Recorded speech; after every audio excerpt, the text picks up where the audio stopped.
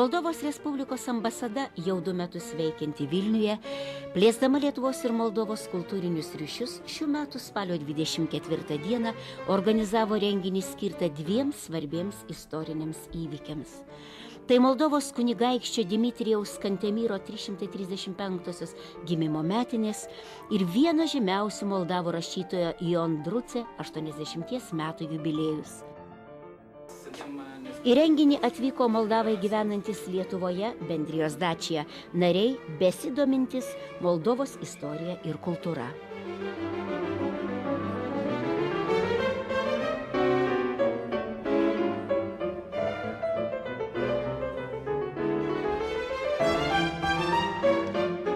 Astăzi avem marcată o serată care prevede celebrarea oamenilor ilustri.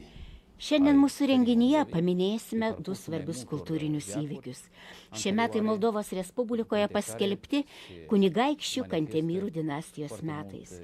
Dimitrijus Kantemyras ir jo sūnus Antiochas – tai svarbios istorinės asmenybės. Jie garsino Moldovą toli už jos ribų. Kantemyrų dinastijoje buvo ir daugiau politikų, filosofų, diplomatų.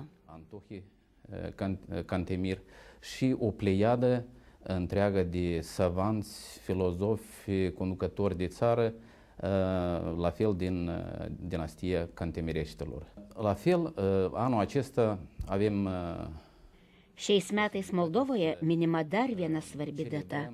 Tai žymiausio Moldovos prozaiko ir dramaturgo Ion Druce 80 metų jubiliejus. Anul curent împlinește 80 de ani. Într-adevăr, de la constituirea ambasadei și până în prezent s-au reușit... Nuo pat Moldovos Respublikos ambasados įkūrimo Lietuvoje mes stengiamės plėsti kultūrinius ryšius tarp Lietuvos ir Moldovos. Lietuvoje gyvenantis Moldavai aktyviai dalyvauja mūsų renginiuose ir tokiu būdu lyg priartėja prie savo tėvynės.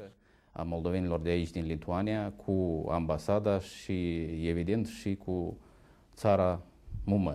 Ceea ce ține de segmentul relațiilor economice, relațiilor comerciale bilaterale. Kalbant apie ekonominius ryšius tarp Lietuvos ir Moldovos, galima pažymėti, kad ir čia yra gerų pokyčių. 2006 metais prekių mainai tarp mūsų šalių siekė 7,8 milijonų Jungtinių Amerikos valstijų dolerių. O 2007 metais šis skaičius jau siekė 24,8 milijonų Jungtinių Amerikos valstijų dolerių. Tačiau mes manome, kad mūsų šalių potencialas yra kur kas didesnis. Pot să menționez că, într-adevăr, astăzi relațiile politice dintre Moldova și Aš noriu pabrėžti, kad šiandien Moldovos ir Lietuvos politiniai santykiai yra labai geri. Lietuva visapusiškai palaiko Moldovos siekius integruotis į Europos Sąjungą. Avem susținerea deplină din partea Republicii Lituania.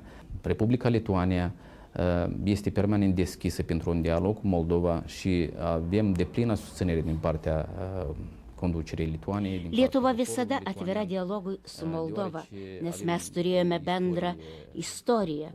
Tai matysime ir mūsų renginio kontekste. Tokį renginį mes organizuojame pirmą kartą ir tikiuosi, kad ateityje mūsų laukia dar daug įdomių susitikimų.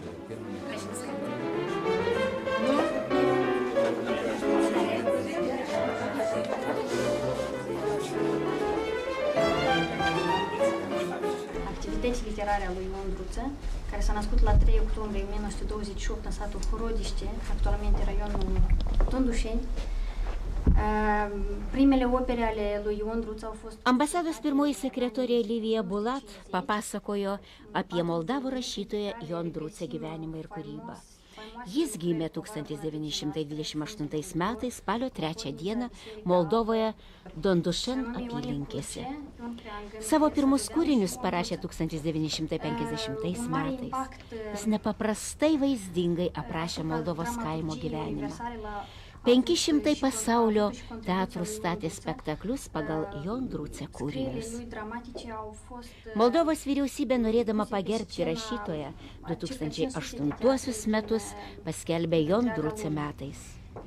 ruošiamas išleisti pilną jo kūrybos rinkinį. 1990 metais Jon Druce pateko į žymiausių pasaulio rašytojų dešimtuką.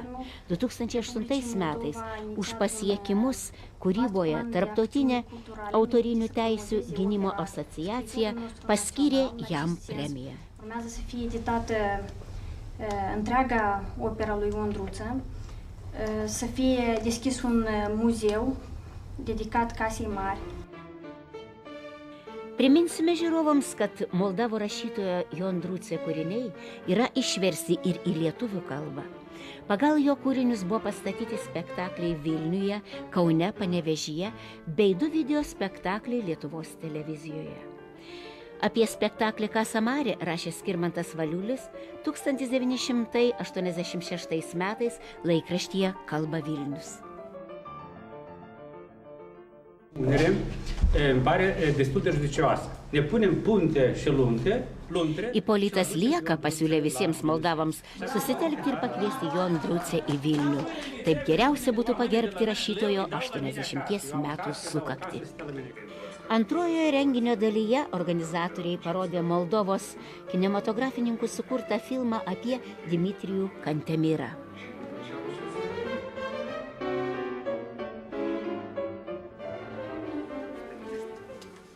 Renginio pabaigoje ambasados darbuotojai surengė istorinę literatūrinę viktoriną paremtą renginio medžiagą.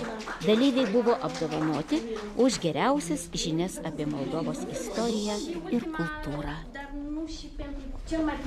Important că nu debate nimeni. Merite deosebite la participarea victorinei Dimitrie Cantemir.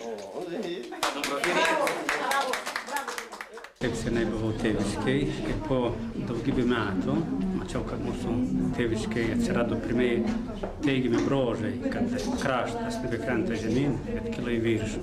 Be abejo, sugrįžęs čia, su mielu noru atėjau šitą vakarėlį. Tai yra pirmą kartą, mūsų ambasada čia veikia labai neseniai, bet man atrodo, kad pradėta labai gerai. Ir be abejo, labai malonu, kad mes prisiminėm šiandien tokius nepaprastai svarbius mūsų tautai veikėjus, kurie buvo Dimitrija Kantemir ir Jon Druce. Tarsi tai būtų dar vienas patvirtinimas, kad Jono Nekulčio žodžiai, kad gimsta gera Moldovoje žmonės, ta prasme, labai svarbus, labai gerai tarnaujantis savo tautai žmonės. Žmonės tai yra dar vienas patvirtinimas, kad tai yra žodžiai, kurie galėtų būti įrašyti į tautos lobyną.